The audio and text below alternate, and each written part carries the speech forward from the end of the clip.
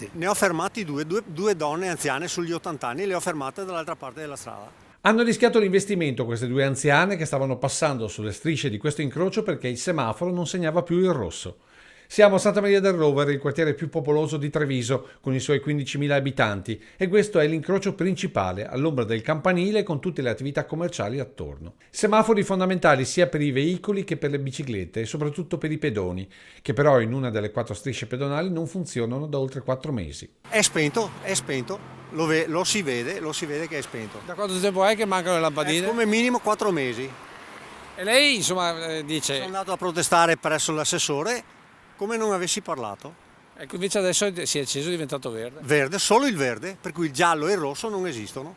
Che una lampada con il tempo si brucia è normale, sottolinea il signor Pravato. Quello che invece non è accettabile è l'indifferenza dei responsabili nonostante segnalazioni e solleciti.